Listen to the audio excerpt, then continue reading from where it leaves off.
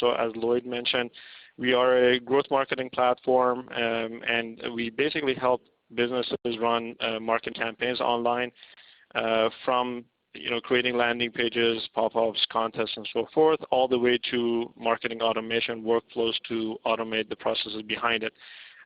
So with that background, it might make a little bit more sense, the things that we're going to go through. So when throughout this presentation, there are going to be 10 tactics that I'm going to discuss. But before we get into that, it's important to map out what the customer journey is, at least in high level. So when the customer initially learns about us, that's the awareness phase, and we're not going to really talk about it much. Maybe they find us on Google, or there are some ads that they find us through, or referral, or any number of ways, and that's not really what we're going to focus on. But after that, they land on one of our properties, and they're considering whether in this case Wishpond is the right fit for them or not. Then they finally are convinced, and they start their trial, and then if the trial is successful, they're going to activate and pay. And we want to keep them engaged. Sometimes they might drop, and we also want to have a strategy around re-engagement. So this is important to understand this customer journey, because the tactics we're going to discuss are going to be ways of pushing people through this journey. So if there's an ideal journey for someone who's doing fantastic with us, what does that look like? And for someone who is not taking those steps on their own, what are the things we can do to push them through? So let's start first. As I mentioned, we're not going to talk about awareness phase much. Let's say on the consideration one, they are on one of our blog posts.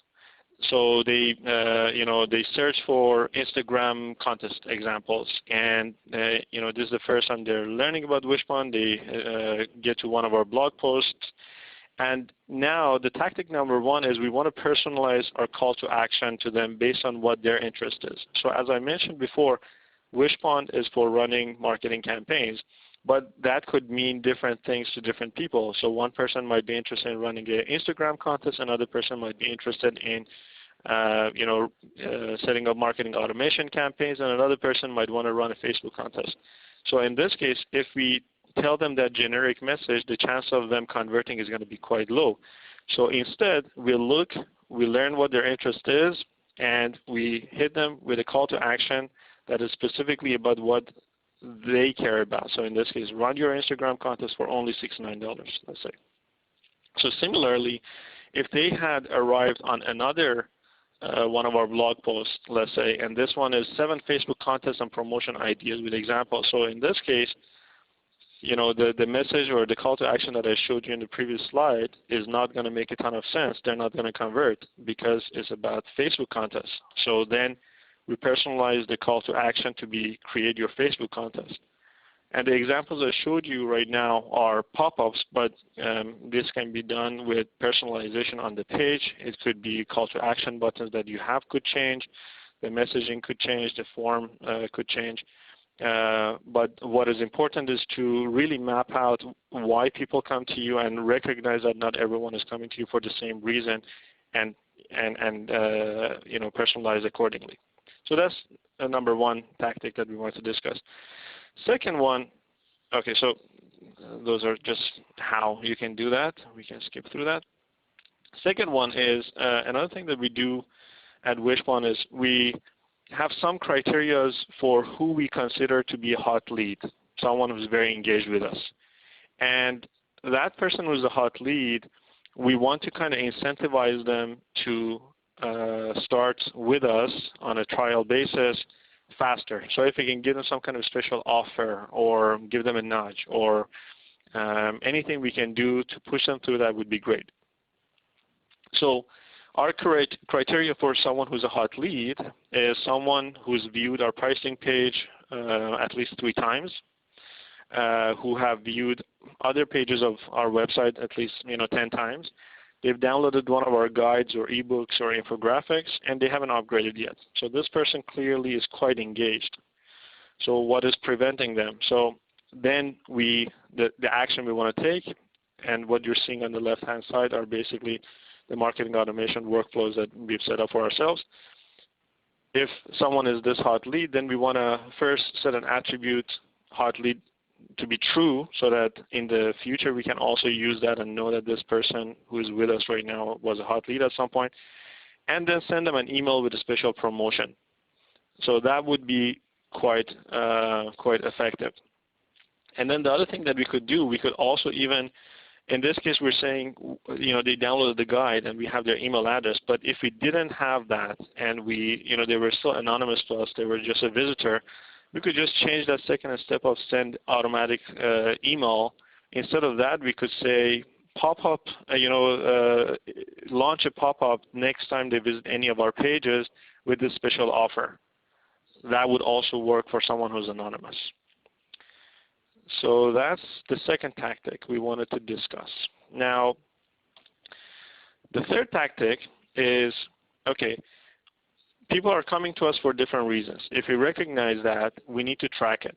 So the example was someone who came to us because they were interested in doing something on Instagram and getting new followers. So then we have a workflow here that says, if we haven't already come up with what the interest for this person is, and they viewed any web page that has Instagram in the URL, then set the interest to Instagram. So right now we're not doing anything with that, but in the next tactic I'm going to talk about, you will see, and a few other tactics as well, you're going to see how useful that's going to be. So if someone came to us and the first point that they had with us was checking out a page about marketing automation, this would be marketing automation. If it was landing page, it would be landing page. Okay. So now let's say, with the tactics we've talked about and many other, activities, we've helped people start a trial with us. Now, the trial period is quite critical, and in fact, that itself is another journey. It's an onboarding journey. So it's quite important for us to map that out as well for any specific business. So your business might be quite different from Wishpond, or it might be a SaaS business, in which case it might be similar. But the onboarding journey and what it takes for someone to be successful is different. So in the case of Wishpond, and I'll show you screenshots for each one as well, the first thing is they start a free trial, and they see something, they see a dashboard like this. That's the first step of their trial, and we encourage them to start a campaign.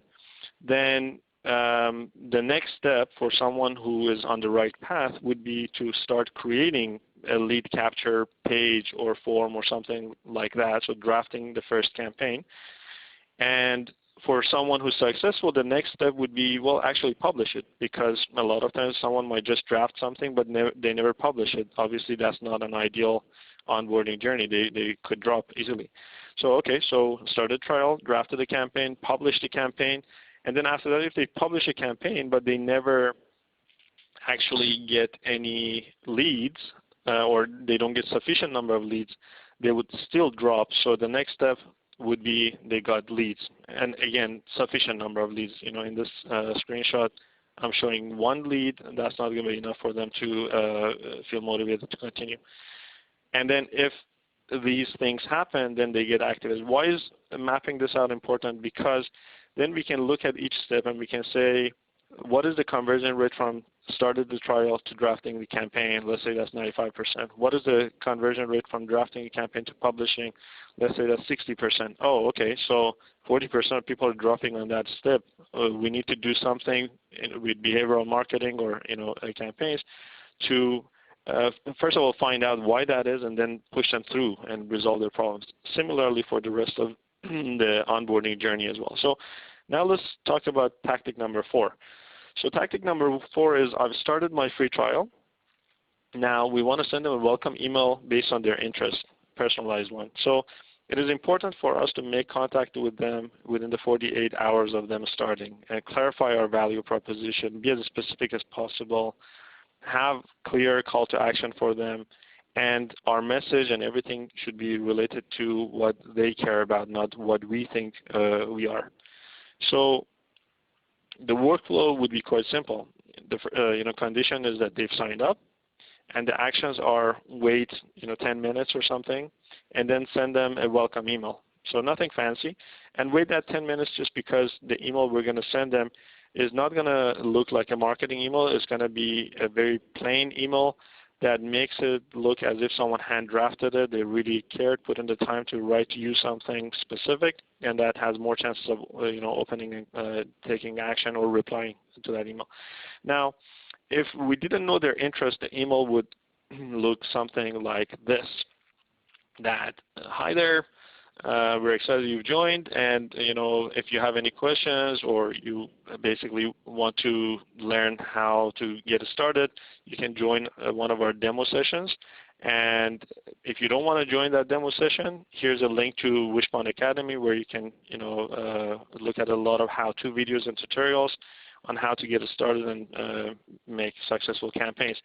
Now, this one is not personalized at all because in this case we didn't know what their interest was.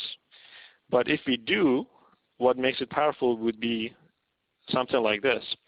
We would say, okay, if their interest was sweepstakes, we should actually link to a specific course about how to create a successful sweepstakes campaign. If it was landing page, it should be landing page. If it was marketing automation, it should be marketing automation. And now it gets more powerful, more chances of them becoming successful, as opposed to just going to Wishbone Academy, finding hundreds of different courses and materials and not really knowing where to get started and get overwhelmed. Tactic number 5 would be we need to also be able to identify when users become inactive and re-engage them. It could be with guides, it could be with anything, but sometimes it's important to give them a nudge more than even what the content of the nudge is. So in this case, we could say they signed up, but they didn't draft any campaigns in the past 3 days. They haven't published any campaigns, and they haven't canceled. So the workflow would look something like this on the left-hand side that you see. Campaign drafted, does not exist. They didn't publish a campaign. They are still upgraded. They haven't canceled. They're on an annual free trial account. Now, here on the left-hand side, I've collapsed everything so that it looks more digestible. But if you opened up that first one, campaign drafted, it would look something like this. So the details of it are campaign drafted does not exist. And then in the part where it says when, in the past 3 days. We care about that time period, not that they've never drafted a campaign. If they're on their trial, they need to be active. And if that happens, then we can send them an email to say, hey, I was looking into your account and noticed that for the past 3 days, or you're 3 days into your free trial, haven't launched anything. I know the first step could be quite difficult. I would love to show you, just reach out and I'll help you out. Or if you don't want to reply to this email, still here's the step-by-step video guide on how to get started. And that works quite amazingly as well. And a lot of times this, there's ultimately no substitute for human interaction. So this opens the conversation up. Maybe there's a reason they didn't start anything. They could reply to this email, and then one of our team members could respond to them and try to help them out. And that would be a great way of ensuring that they will have successful onboarding process. Number 6 could be just helping them along their onboarding journey with tips and ideas, because a lot of times maybe they find the tool, the platform quite exciting, but they're not sure what to do with it. And especially when it comes to marketing, fresh ideas are quite important. So if we see that, in this case, they've created a landing page. We know it's a landing page. It's not a pop-up or contest or anything. Then we can actually send them, an email about landing page optimizations. They published the landing page. They haven't got much leads yet. Let's send them this guide on conversion tips to get better conversion. And if they have a question, also just email back, and we could also have a conversation about it. So that's tactic number 6. Just figure out what they've done already. They published a campaign. What was it? It was a landing page. Let's send them something useful related to what they've already done. Okay. Now, the next step is I've gone through the trial period. I've loved it. I've become successful. I've paid and activated. I'm your customer. Now, obviously, we're not done yet. Here, there's many things that we can do. One of the tactics here, tactic number 7, which I really love, this tactic number 7 and 8 in some ways are kind of my favorites. We want to use Net Promoter Score as a way of finding out what their temperature is. Are they happy? Do they have any challenges? And for us to preemptively fix their problems so that they don't cancel, even though they've activated, and for them to be happy, because we don't want them to churn either.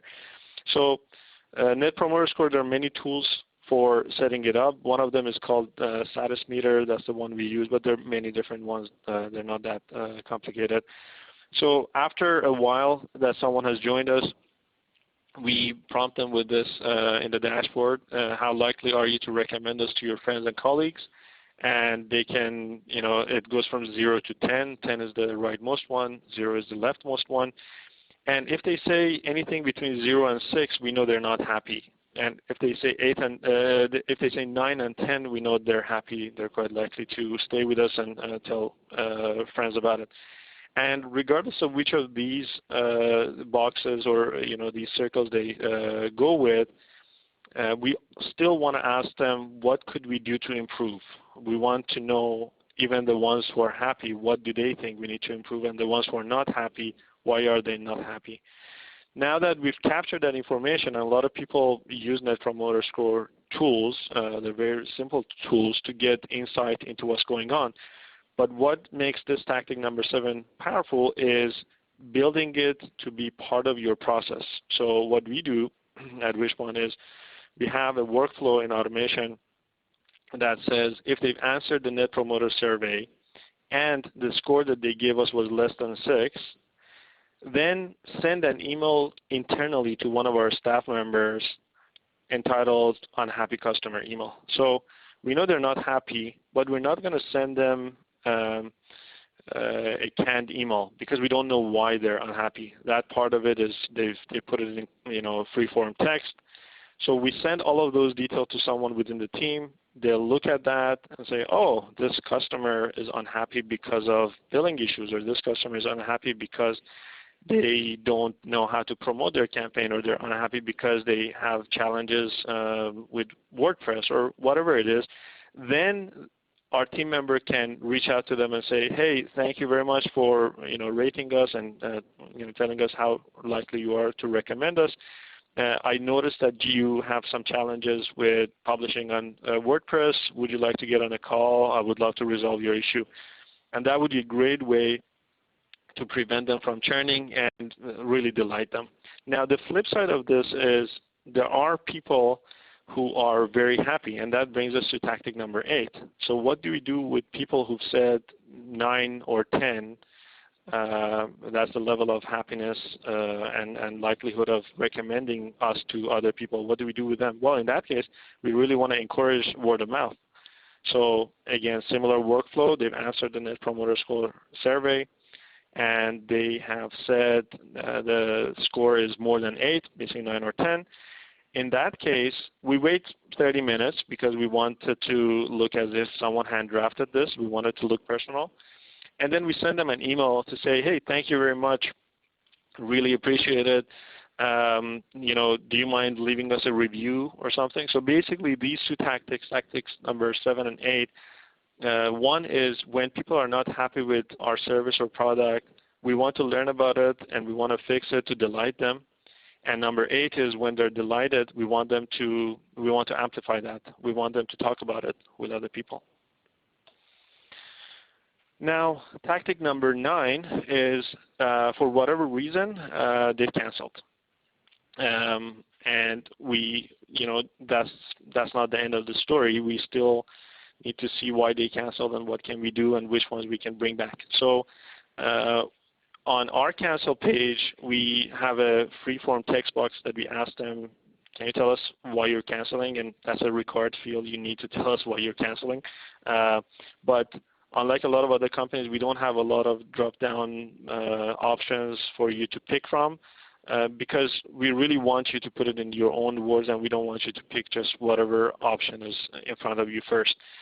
And now that we know the reason, we can do things with that. So in this case, we ask them what the reason is. We send them a confirmation that they've canceled. That's important. That's just that's just transactional email. Nothing fancy about it. And then similarly, we want to send an email internally to our staff to say someone canceled. This was the reason they gave. These are a little bit more details about who they are and the success they've had. Reach out to them if the problem can be overcome. So I'll show you two examples of emails that we send internally and what can be done about that. So this first one, someone canceled. They were on a month-to-month plan, $119 using our self-serve product. And the reason they gave was no future campaigns. Really, they don't have any campaigns scheduled for the next few months, I guess. And when we look at the number of leads they've generated, those two numbers, when we add them up, it's around 17,000 leads that they've got through Wishpond. So they must be happy. They must have got results. That's not the reason they're canceling. And they're also on a month-to-month plan. So really the only reason they're canceling is because there's no campaign they want to run the next month, and that's the way they were using it. So in this case, we could decide, what is fine. When they have another campaign, they will come back. Let's just stay in touch with them and send them our drip emails, or keep them in the newsletter subscriber list, stay top of mind, and when they need it, they'll come back. Or alternatively, we could do nothing. Or a third option is to basically say, hey, by the way, we have a promotion. If you wish, you can go with our annual plan, and there's a heavy discount so that you don't have to worry about canceling and rejoining all the time. But the point is, now that we know why the reason is, we can actually reach out to them with the right message, or decide not to even reach out. Maybe this is fine. Now, alternatively, when someone canceled like this, they were on an annual plan. The reason they gave was not sure how to use it, and they got no leads. They had no pages or campaigns live. So in this case, it's quite a different story. So we know that they would have stayed if they knew how to use it. Maybe they're not tech savvy enough, or maybe they got confused, or they didn't know how to do parts of it that are more technical, or whatever the reason is. Now, because we know that, we can look at their journey, because all of that is tracked in our automation system as well, and then reach out to them and say, hey, thank you very much. We appreciate that you tried Wishpond. I noticed that you mentioned you didn't know how to use it. Would love to get on a call and learn more and see how we can help you. And by the way, we have these managed services as well if you want us to actually run the machinery for you instead of you using the tool yourself. But the point is, with both of these cases, it's quite likely for us to get them back now that we know why they canceled and what they said. And we can automate some of that, but it's only semi-automation in this case, because we're sending an email internally to our staff. They analyze it, then they get back accordingly. This part cannot be fully automated. Another one, tactic number 10, is similar to the first guy who canceled. A lot of times with marketing, if you have good ideas and you've seen good examples of other things that other people have done, you would be likely to be inspired to want to also do it, because everyone is looking for new and great ways of generating demand. So one of the great ways would be, okay, they've canceled. We know their interest was in landing page, and also through their through the activation process, or through them downloading some of our guides, we've already asked them what their business type is, and we know they're a photography business. So if we know all of that information, then we can over time set up a drip campaign similar to this. Wait 3 days, don't send them anything yet because they just canceled, and then send them an email called 6 Best Photography Landing Pages Reviewed. They were interested in landing pages, they're a photography business. Wait another 3 days, send them How to Get More Photography Clients ebook. And we could do more of this, but the point is keep in touch with them with things that they care about and according to the type of business they are. So those were the 10 tactics that I wanted to share with you today. So the first one was personalizing the call to action based on their interest and what we know about them. 2 was incentivize hot leads, and first of all, determine what your criteria is for someone who's a hot lead, and incentivize them to upgrade with a special offer. Track users' interest. It will come in handy, and in fact, it comes handy in tactic number 4, as well as other tactics after that. To send them personalized welcome emails based on their interest, send them guides and so forth.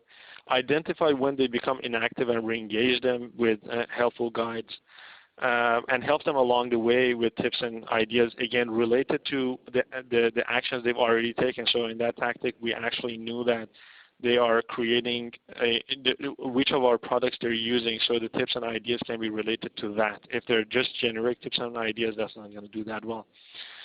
Use Net Promoter Score to detect when someone is not happy and take action to prevent churn. Use Net Promoter Score to encourage happy customers to share their excitement with other people. Win back people who've canceled based on the reason they've canceled and what they've done in the past, and inspire also some of these people who've canceled to come back with personalized examples and ideas, because ultimately people might cancel and come back. That's a lot of times quite normal. Maybe they don't, again, as the example we saw, they don't have something scheduled for right now, but when they do, they want to come back. So let's give them some ideas. And that's also valuable. Even if they don't come back, they feel like, oh, that's valuable information. I can still act on that, and I appreciate that Wishpond is giving me this value. So those are the 10 tactics that we wanted to go through. Now I would be happy to answer questions.